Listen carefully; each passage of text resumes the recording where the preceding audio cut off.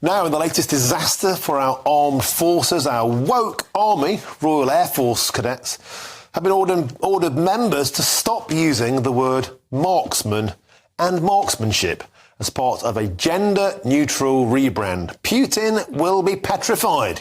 And this, of course, is coming after a row with the Ministry of Defence over diversity policies, which have led to Defence Secretary Grant Shapps intervening over fears about the effectiveness of our armed forces.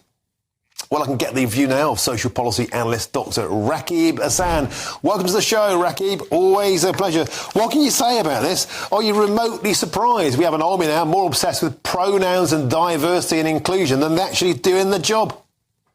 Well, I'm not surprised at all when it comes to the Royal Air Force. As we know, this is an organisation which is found to conduct unlawful activities in its recruitment processes, in its ethnic minority recruitment drive, where you had recruitment officers referring to useless white male pilots. So this latest identitarian embarrassment doesn't come as any surprise to me at all. And I think, Martin, the main issue here is that in the sphere of defence, we're seeing a lot of this identitarian thinking in an effort to be more inclusive. But I think, in a sense, that this culture, this unholy trinity of diversity, equity, and inclusion, it'll actually put people off, I think, in terms of joining these organisations.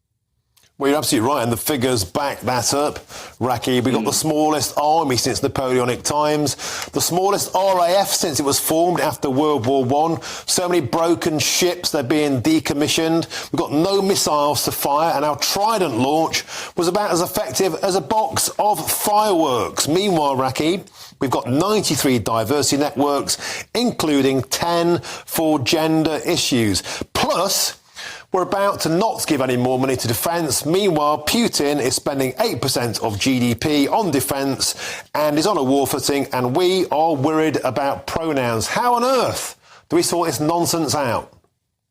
Well, firstly, I'd make the point, Martin, that we're in this dire situation after 14 years of Tory-led rule. It's quite remarkable to see these developments in the spheres of defence and security. And it's quite shameful, really, that we have this developing DEI infrastructure developing in these spheres, when many of the people who have the responsibility of protecting our interests, putting their lives on the line, are actually very poorly paid, Martin, and quite often they're given forms of accommodation which are anything but decent. So I think there's a grave injustice there. In terms of how do we go about it, people are talking about, we need a new defence and security strategy review.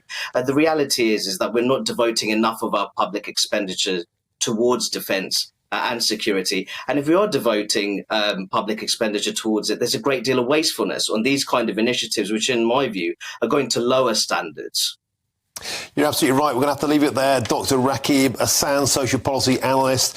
I don't know, they could just get rid of every position in the land, couldn't they, about diversity and inclusion? They're sending people from the Royal Navy now on climate change courses. They're worried about climate change while the Houthi rebels are taking over our ships. You couldn't make it up.